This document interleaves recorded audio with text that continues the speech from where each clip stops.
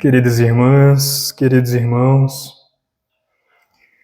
o amor e a paz da parte de Deus, nosso Pai, de nosso Senhor Jesus Cristo.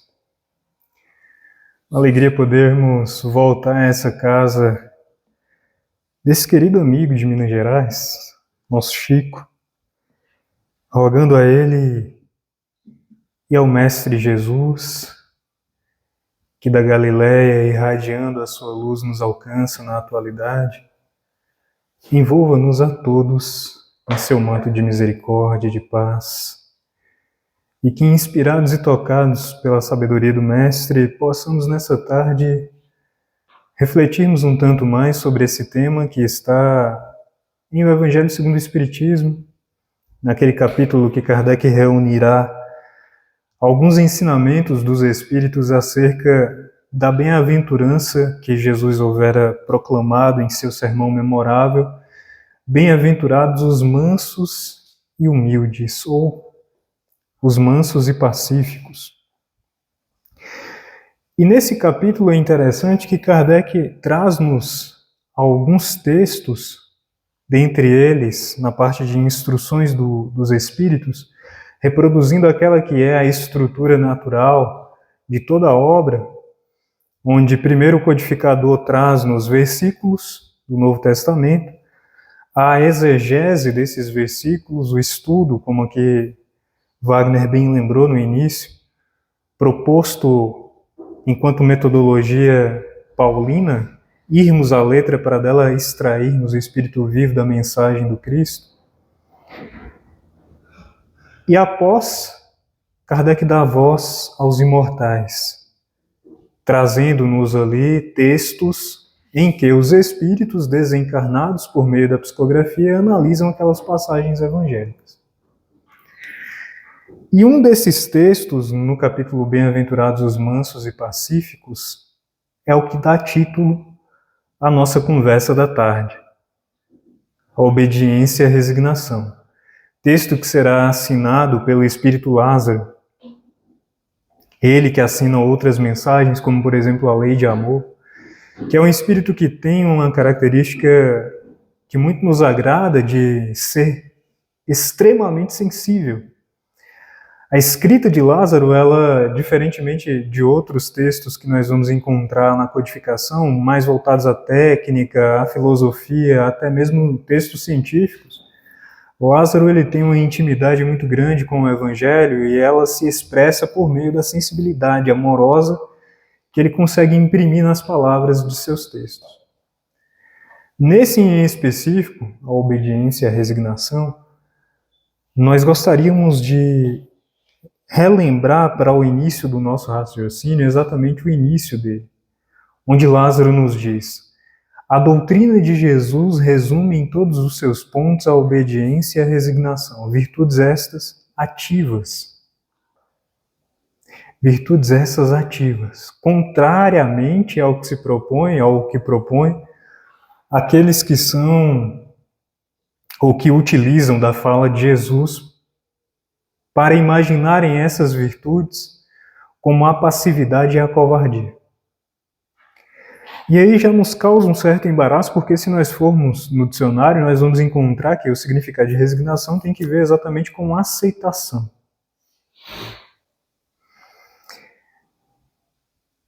Na década de 80, aliás, talvez um pouco antes, década de 70, final da década de 70, na Universidade de Nevada, nos Estados Unidos, um grande pesquisador do campo da psicologia, Dr. Steven Hayes, estava em mais uma reunião de departamento de professores universitários. E ele começa a perceber alguns sintomas tomarem o seu corpo. As duas mãos começam a se tornar geladas, ele percebe que começa a hiperventilar, começa a suar muito mais do que o normal, tem uma espécie de crise, de apagão, de branco momentâneo, em que ele não mais se situa onde está, com quem está, apenas há uma vertigem, como se ele estivesse perdido. E ele então imagina que está tendo um ataque, um infarto é levado ao pronto-socorro de imediato, e lá ele vivencia, experimenta o que já a essa altura já havia se tornado uma rotina na sua existência que muito o afligia, que era a experiência que o tomava de vergonha de escutar novamente aquele senhor alto, de jaleco branco, com um sorriso sarcástico na cara, no rosto, dizendo-lhe: Doutor Reis, o senhor não está infartando, mais uma vez você está tendo uma crise de pânico. E o Reis passou por essa experiência inúmeras, incontáveis vezes. Era professor de psicologia, não conseguia entender como que mesmo utilizando e valendo-se das técnicas naquela altura, com maior número de evidências para se tratar a síndrome de pânico e os outros sintomas do transtorno de ansiedade, porque ele não lograva êxito. Dedicará toda a sua existência, hoje com mais de 70 anos de idade, para criar uma psicoterapia, uma abordagem dentro da psicologia que cuidará exatamente de oferecer instrumentos para propor um cuidado em saúde mental diverso de todo aquele que havia na psicologia até então. O Reis, diferentemente de seus colegas de departamento da sua época, irá se debruçar muito sobre a cultura oriental, estudar as tradições budistas, as tradições hindus de meditação, e ele vai perceber que o Oriente tinha muito mais habilidade para lidar com os estressores da vida pós-moderna que o Ocidente. E várias dessas habilidades estão exatamente nessas culturas orientais voltadas para a contemplação, para a meditação. Ele então vai desenvolver um método, a abordagem denominada, juntamente com Kiki Stroessel e Kelly Wilson, dois companheiros, que juntamente, unindo forças, criarão a terapia da aceitação e compromisso. Observemos o nome. Terapia da aceitação e compromisso. Ela parte de um pressuposto que se conecta com o texto que nós estamos analisando nessa tarde, que é aquilo, fala de Carl Gustav Jung, um brilhante psiquiatra suíço, aquilo que você resiste persiste. Aquilo que nós resistimos tende a ampliar-se. Lá na década de 70, 80, o Reis parte de sua experiência pessoal. Hoje nós já temos também o amparo de inúmeros papers, de inúmeros artigos na ciência mostrando exatamente isso. Quanto mais resistência imprimimos ao sofrimento, mais nós sofremos. Quanto mais tentamos correr, fugir, lutar contra, nos rebelarmos contra algumas emoções difíceis, nós as amplificamos. Nesse sentido, observemos, nunca antes, talvez, na história recente da humanidade, fugiu-se tanto à tristeza e à depressão. Buscou-se tanto a alegria e a felicidade. Porém, nunca antes nós tivemos um número tão alto de diagnósticos de depressão.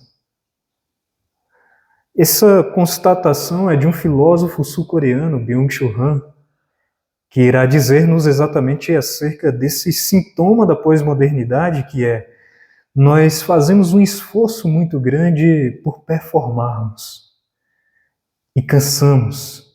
E cansados, exauridos da performance, dissemos sempre os melhores, mas vejamos, não se trata aqui do desejo virtuoso pelo melhor. O desejo por alcançar essa condição, como aqui bem foi lido no início, do homem de bem.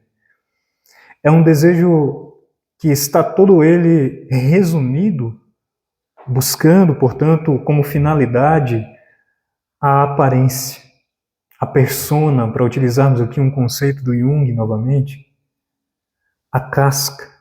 Aquilo que eu apresento para fora, aquilo que eu apresento para o outro. E essa busca por performance, ela está assentada muito na nossa carência, na nossa necessidade. E veja, é uma necessidade humana.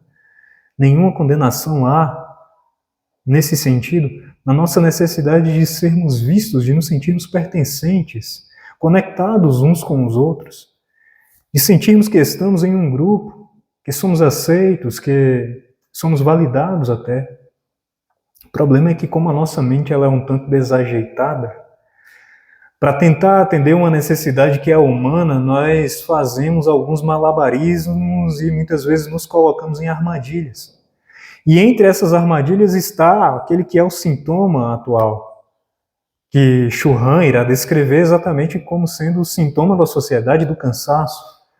Essa sociedade que na busca por performar, vejamos, ela não se sacia com nada que venha de fora.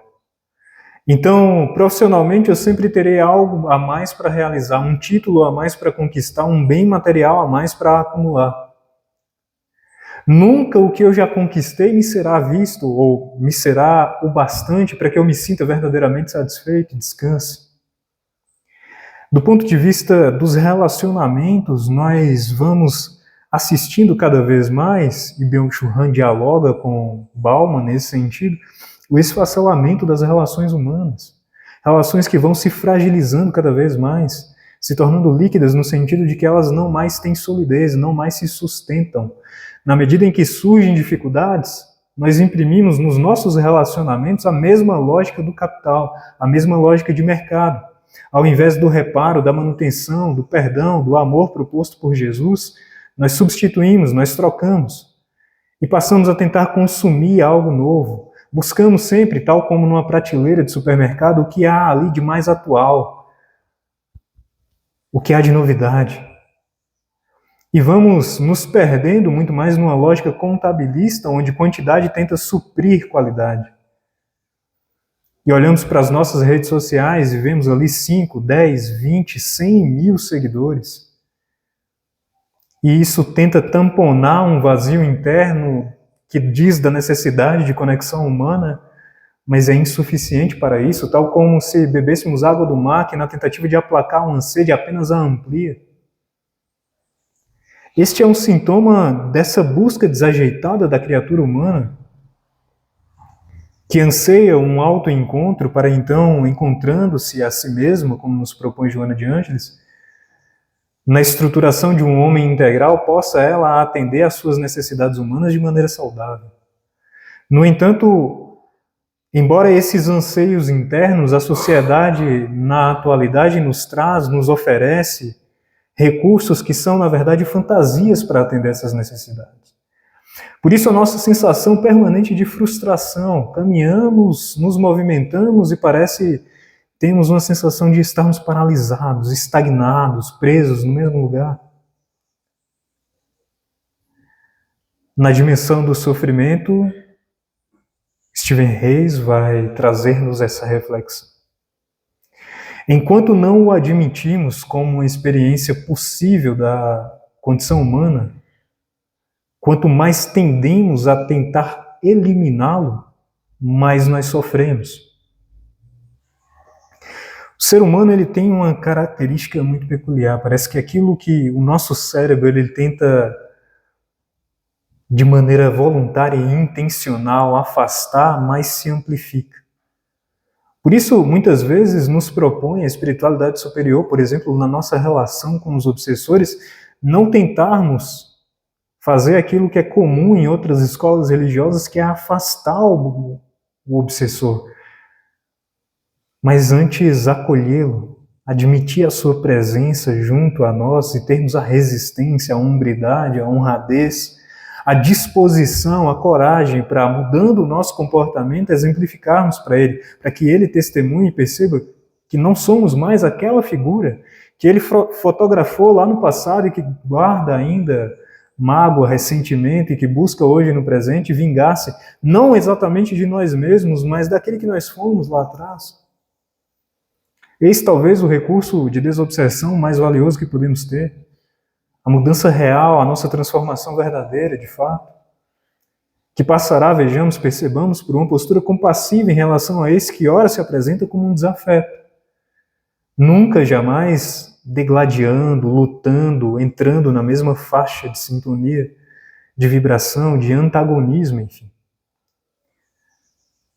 De modo ilustrativo, é como se o Reis estivesse dizendo que nós lutamos contra nós mesmos, nos rebelamos contra nós mesmos, nos colocamos diante do nosso mundo interno como se estivéssemos num cabo de força, contra tudo aquilo que seja difícil que está em nossa alma, pensamentos difíceis, sentimentos difíceis. E vejamos, quanto mais tendemos a tentar negar ou fugir, como por exemplo, não pensarmos de maneira negativa, mas nós pensamos de maneira negativa. Porque é como se o nosso cérebro ele não entendesse exatamente o que é um comando negativo. Ele apenas entende de maneira literal o que é a essência do comando. Como se eu dissesse, não pensemos em um elefante cor-de-rosa de bolinhas brancas. De imediato a imagem que nos é formada em nossa tela mental vai ser exatamente aquilo que eu gostaria de não pensar. Agora, imaginemos que nós fazemos isso sempre que não quero sentir raiva, não posso ficar triste. Não posso ser ciumento, não posso me envaidecer. E percebamos que por trás, novamente, por trás desse movimento, aparentemente virtuoso, porque pode falar sim sobre um desejo nascente da criatura de buscar o melhor, de buscar a sua renovação, de fato.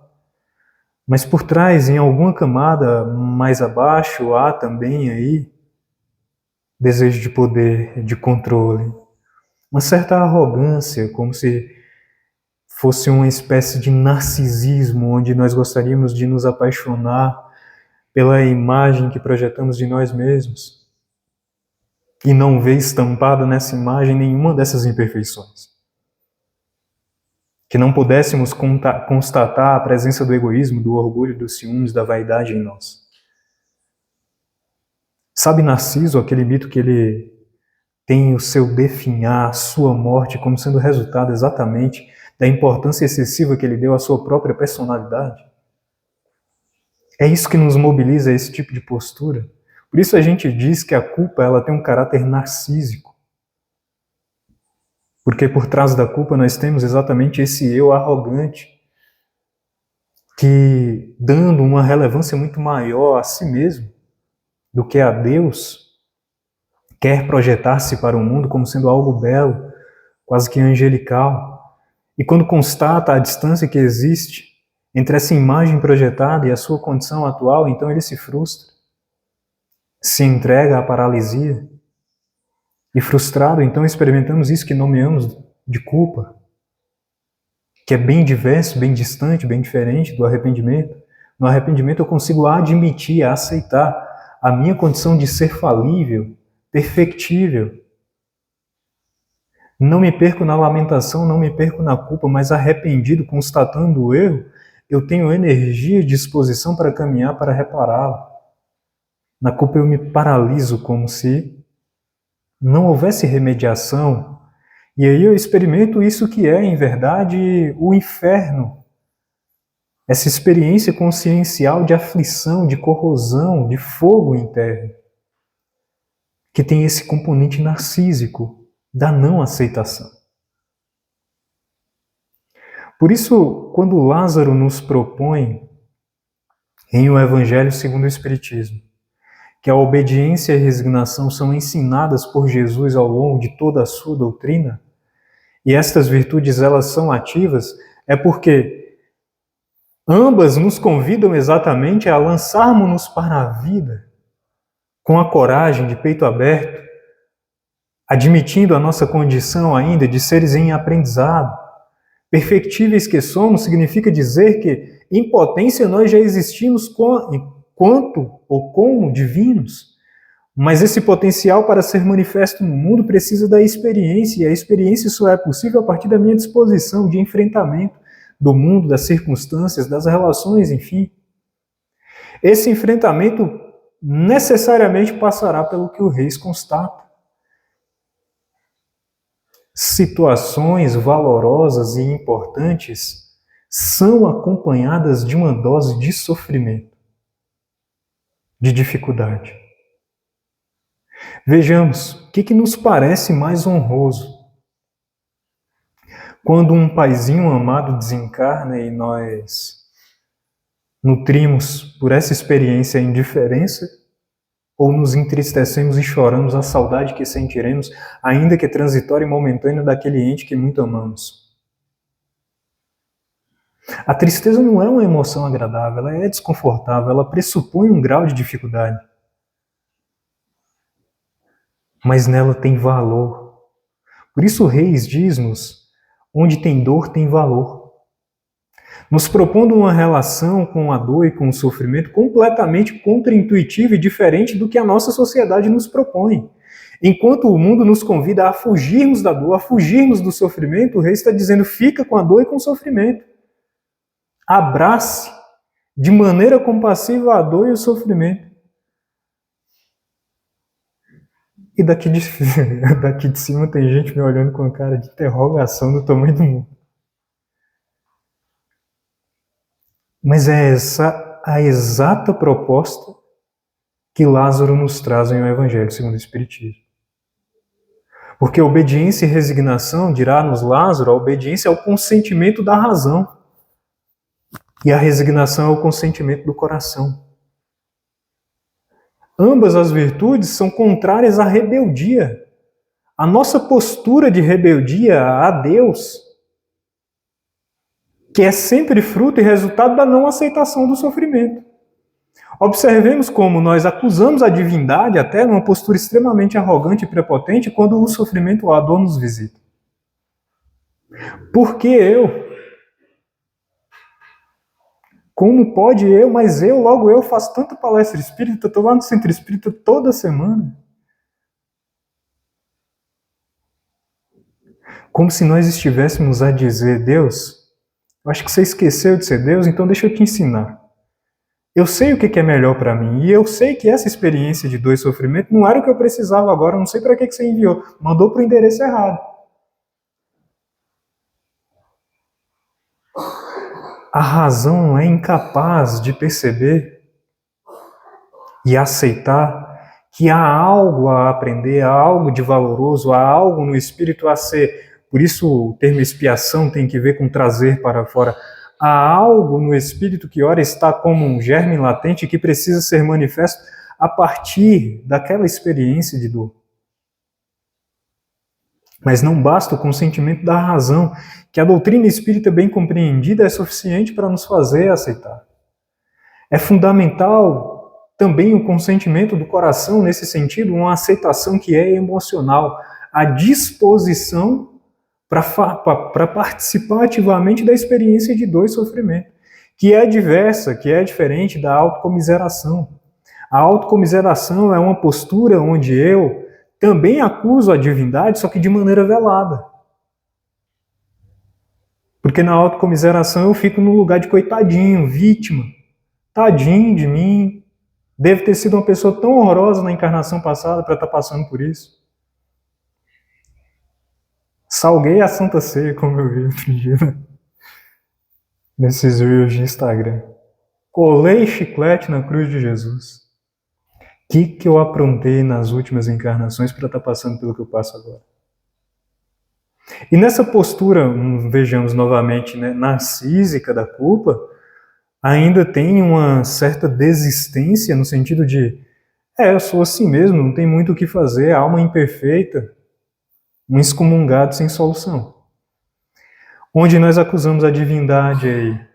Deus, cujo dentre os atributos há aquele de perfeita ou de perfeição infinita, jamais poderia errar. Jamais poderia errar. Kardec, em A Gênese, quando vai fazer um estudo acerca dos atributos da divindade, ele começa com aqueles atributos que todos nós conhecemos. Deus é a inteligência soberana, causa incausada, imutável, imaterial, infinito em suas perfeições. Vejamos, é possível algo que é perfeito criar o não perfeito? Algo que é perfeito não pode, por lógica, errar. O não perfeito seria aquele dotado de erro, de defeito. Deus, sendo a perfeição absoluta, não criaria o não perfeito, o defeituoso. O que a divindade faz é criar-nos simples e ignorantes e perfectíveis. Por isso mesmo, nenhuma criatura é capaz de apartar-se do amor de Deus. Nenhum de nós, por mais que nos esforcemos, conseguiremos, de maneira permanente, adiarmos o nosso reencontro com essa matriz amorosa que nos gerou. Nenhum de nós conseguiremos verdadeiramente permanecermos desconectados da divindade para sempre. Porque Deus nos condena a todos. É uma condenação, é uma fatalidade, lei do progresso. Nosso livre-arbítrio não é capaz de suplantar essa lei. Por isso, nós somos seres, em verdade, livremente limitados. A nossa liberdade tem limites. E todos nós um dia seremos espíritos relativamente perfeitos e absolutamente felizes. Nessa condição, então, revelaremos de fato a nossa categoria de filhos de Deus, que fez homem e mulher à sua imagem e semelhança, e Emmanuel nos diz, todos nós trazemos o gene da divindade em nosso íntimo. Porque todos nós guardamos uma semelhança ao divino. Essa semelhança de não defeito, do amor que existe em potencial plenamente manifestado. Para a manifestação dele, percebamos, passaremos pela experiência do erro, que é uma transição. Paradoxalmente, através do erro, revela-se o acerto. Mas erro é diferente de defeito. E nesse sentido é que nós entendemos aquilo que o Reis vai nos propor, em matéria de psicologia, que ele vai denominar de pivotar a alma humana. O pivô, ele é um instrumento que ele tem essa função de direcionar, de redirecionar. Aquilo que estava em uma direção pode passar para uma outra direção. Tudo que existe no humano nesse sentido não é uma imperfeição, um defeito, os ciúmes, a inveja, o egoísmo, o orgulho. Eles são faces de uma moeda que precisa apenas mudar de direção. Porque por trás da mesma energia da agressividade existe a determinação. O que seria de Paulo de Tarso sem a energia da agressividade?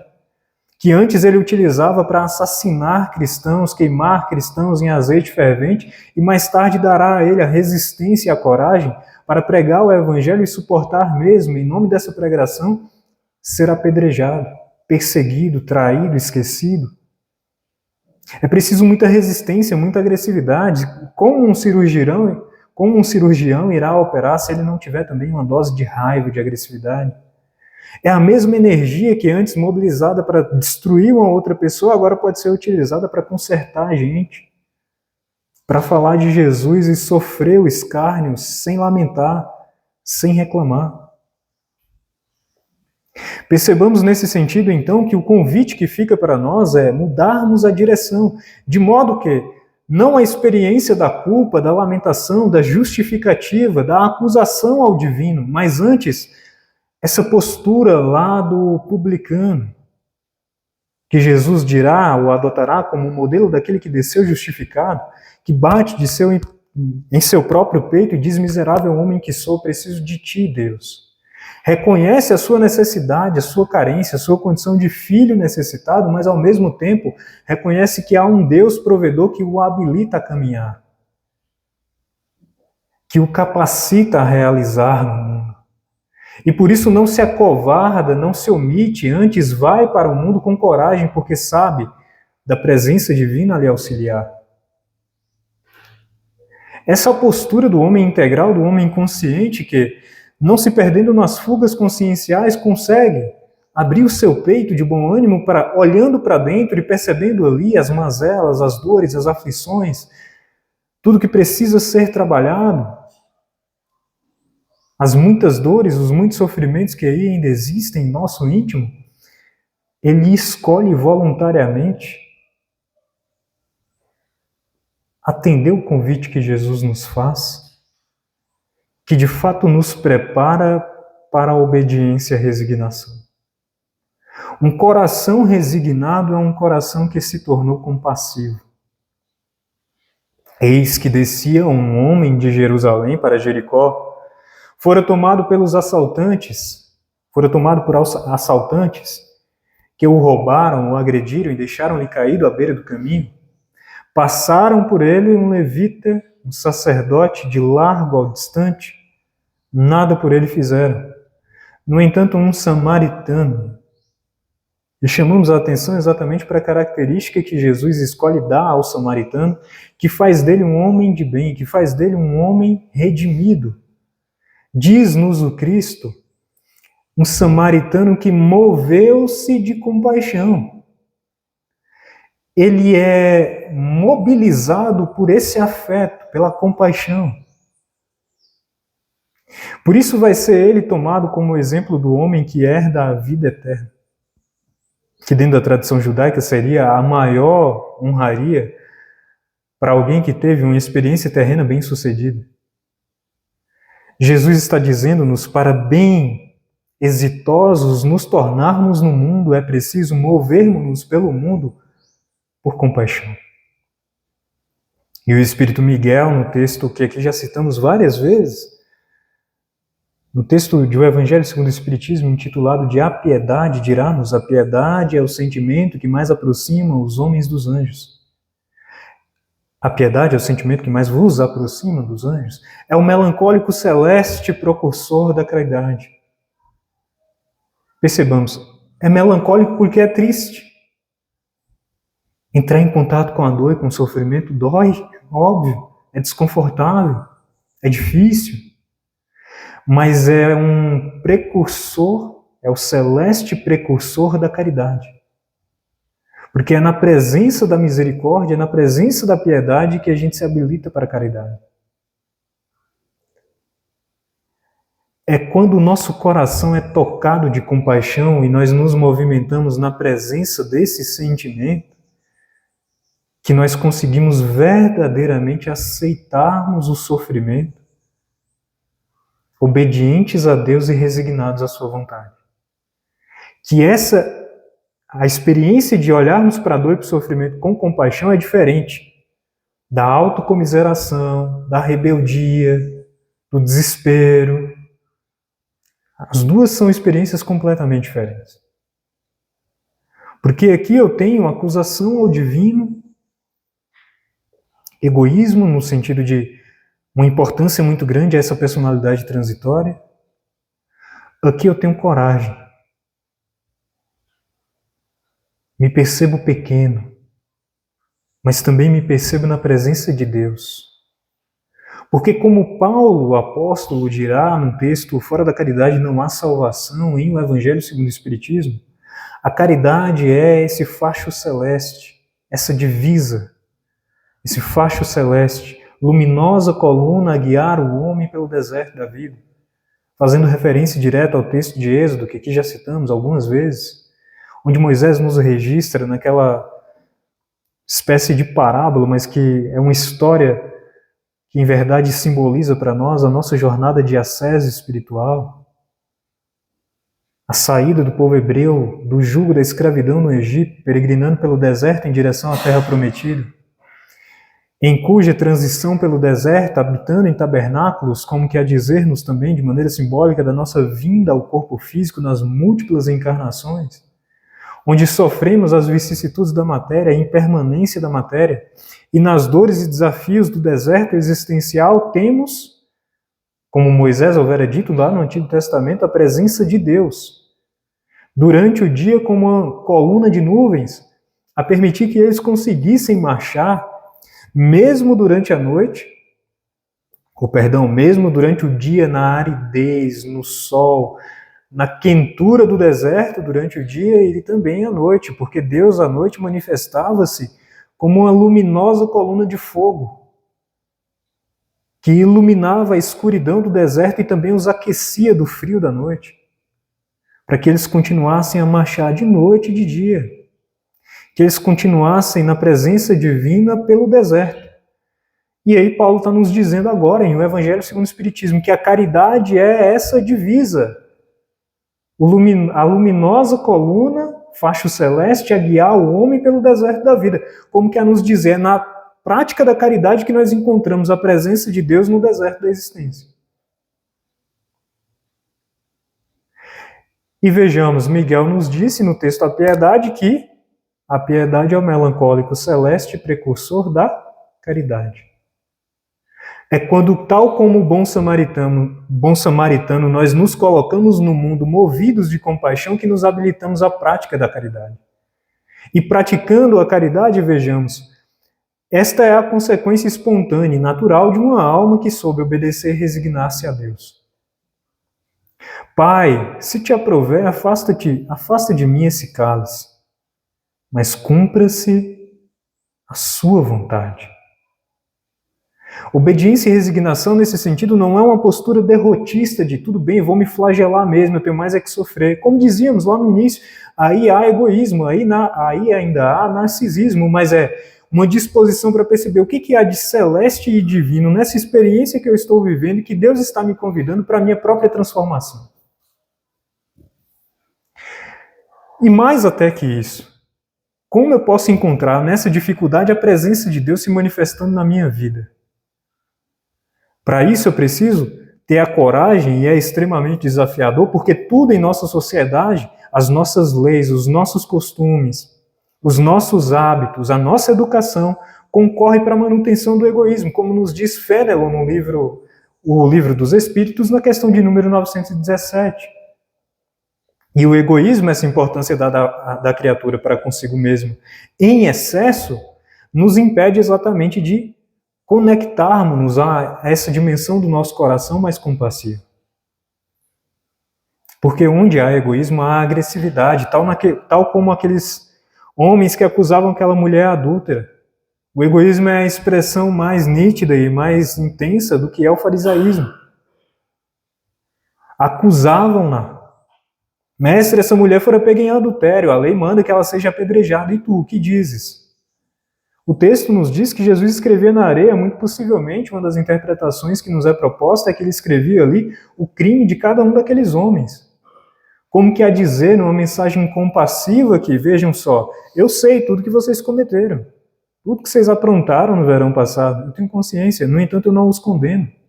Aquele dentre vós que estivesse em pecado, veja só, nenhum de vocês, que atire a primeira pedra.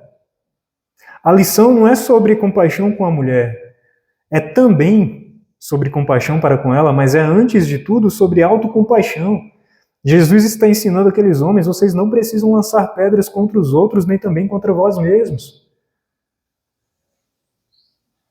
Ah, quando entendereis, misericórdia quero e não holocaustos.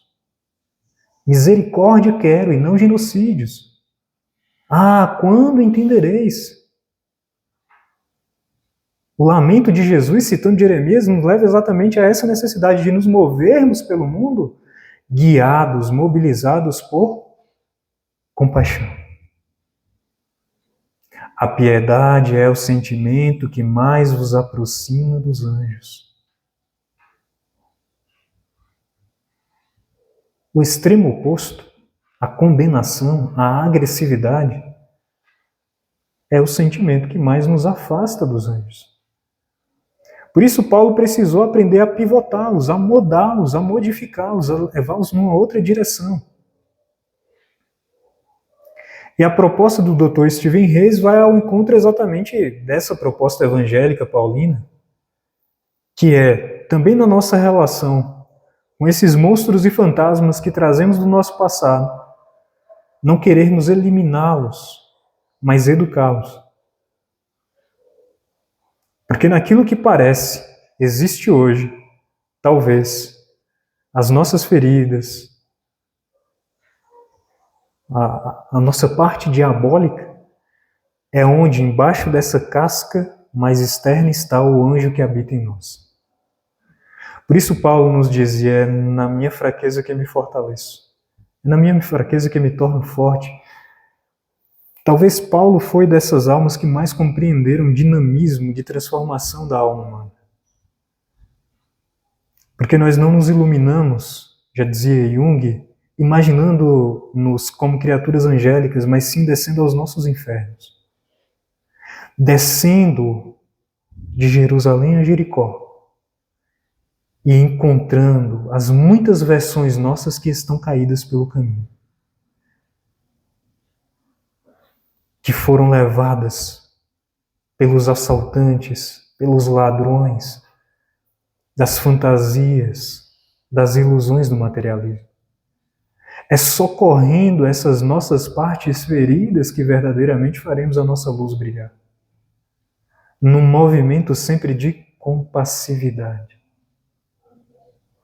E percebamos que, de maneira compassiva, nós nos habilitamos a acolher a dor que existe em nós, o sofrimento que existe em nós, e aprendemos, nesse autoacolhimento, a suportar a dor e o sofrimento que está no mundo. De modo que não mais precisaremos, na presença da tristeza, do luto, da frustração, do fracasso, fugirmos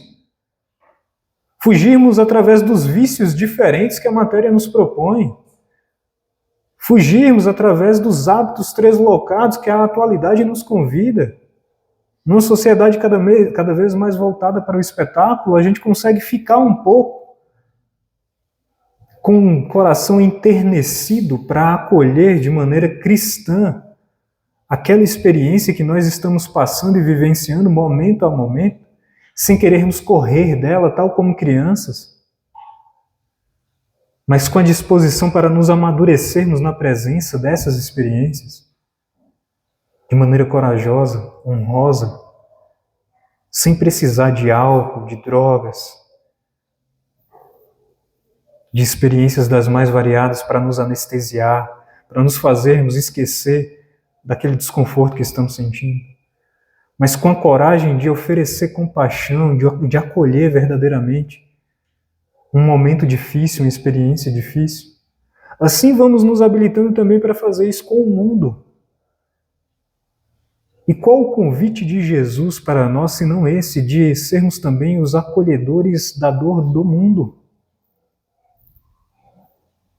Nesse texto que aqui citamos, já caminhando para o encerramento das nossas reflexões, Lázaro nos diz, Miguel, cuideis para que a vossa tranquilidade não seja semelhante à tranquilidade do mar morto, no fundo de cujas águas existe a vasa fétida e a podridão. Sabe um mar morto? Aquela superfície de aparente tranquilidade e paz absoluta, nenhuma turbulência, nenhum desconforto, nenhum sofrimento, nenhuma aflição. Parece um espelho, águas tranquilas.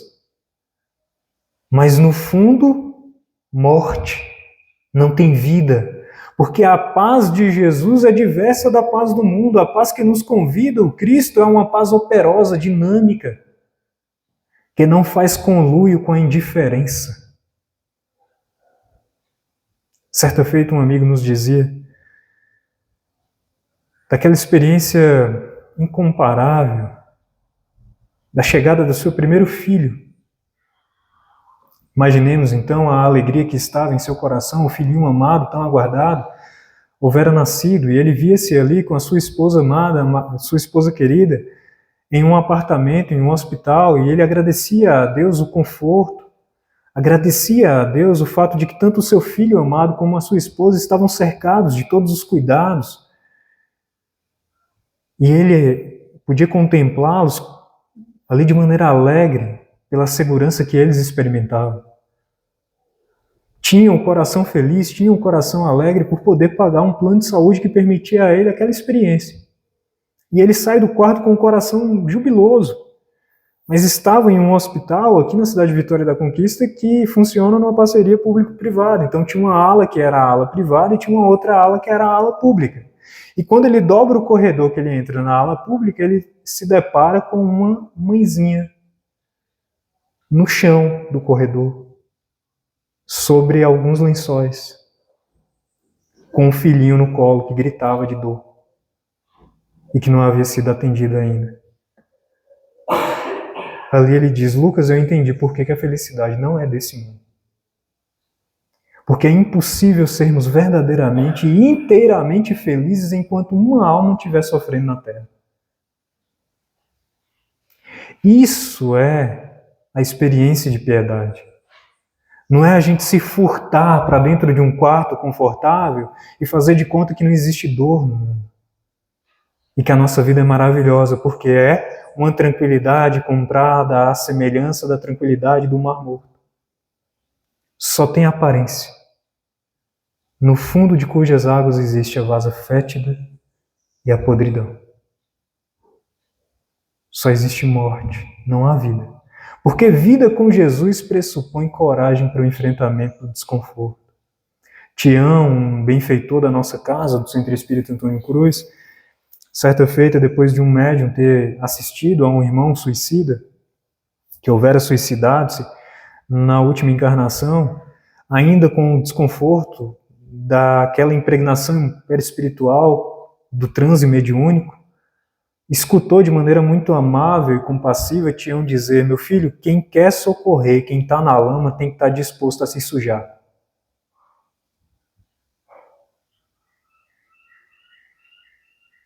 Tem que estar disposto a se sujar.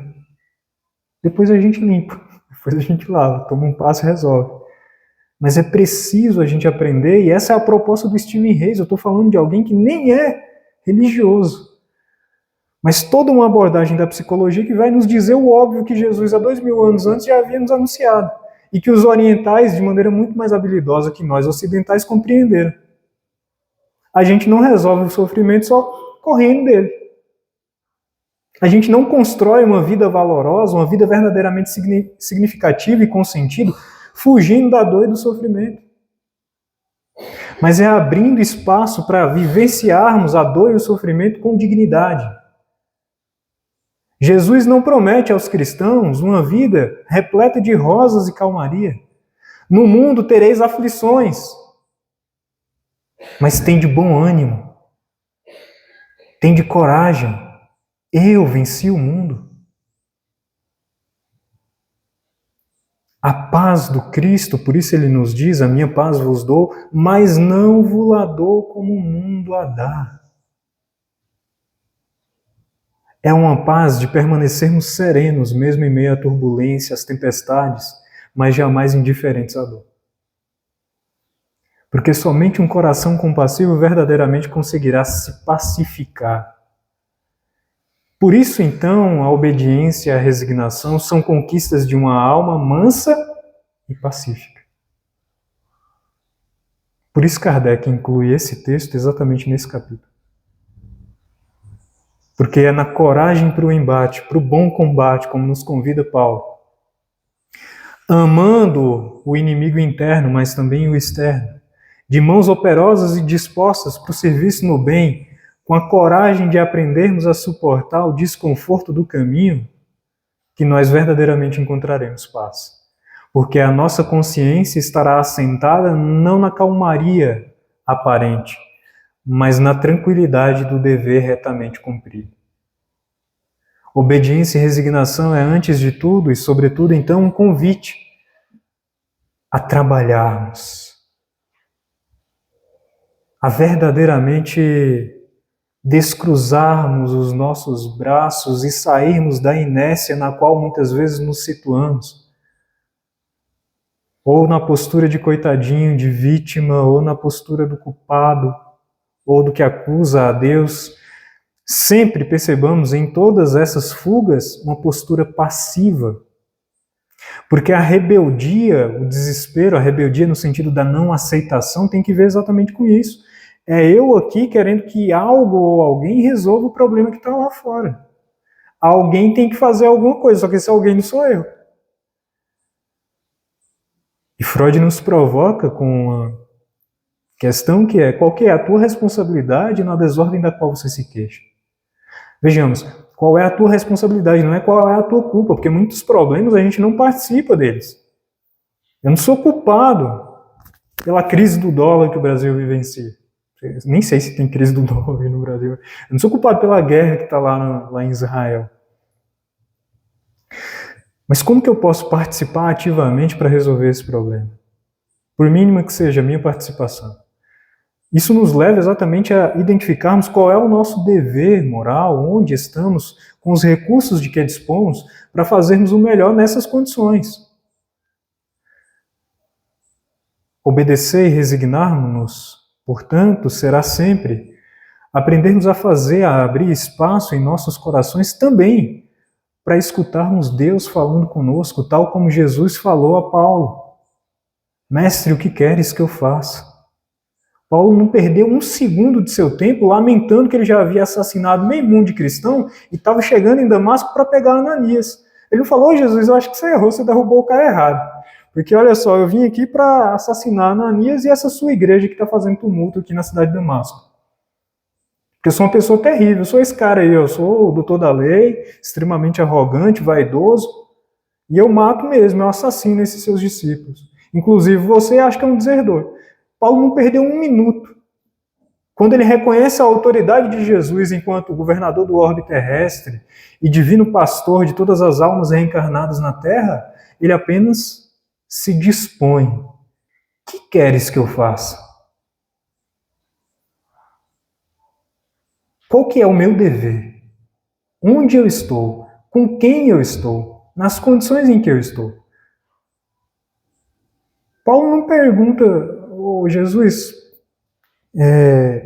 vão me trair? Vão esquecer que eu sou membro do Sinédrio? Minha família vai me acolher? E a Abigail? Como é que vai ficar a minha relação com ela? Estou com saudade dela. Paulo não perdeu um segundo em lamentação, em culpa, em justificativa. Que queres que eu faça? Obediência e resignação. Duas virtudes ativas a que nos convida o Evangelho de Jesus. Duas virtudes que certamente nos levam a uma postura psicológica mais amadurecida diante da vida. De conseguirmos ir com compaixão acolhendo essa criança que quer fugir, quer correr, quer se esconder, para, na medida em que ela vai recebendo compaixão, ela se encorajar a se abrir para a vida de maneira amadurecida. Tenhamos consciência de que Jesus, o bom pastor, será sempre para nós o mestre a nos guiar nessa jornada, que é sim muito desafiadora, porque significará irmos na contramão de tudo que o mundo nos anuncia como sendo o ideal. Mas não percamos de vista exatamente isso.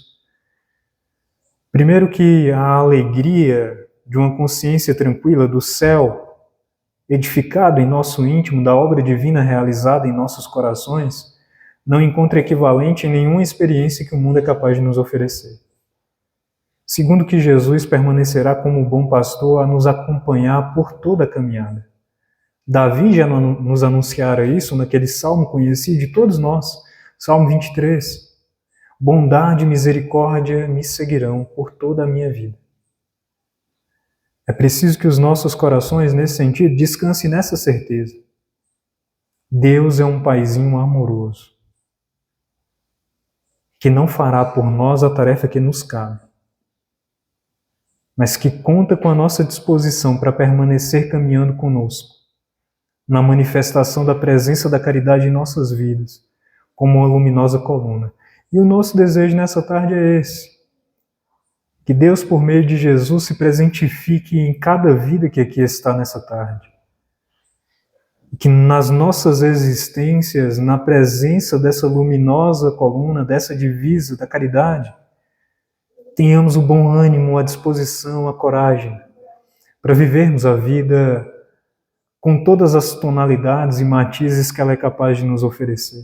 Sem nos acovardarmos na experiência de dor e sofrimento a que sejamos visitados, mas antes buscando, tal como Paulo soube de maneira incomparável nos ensinar, em cada momento extrair o bem.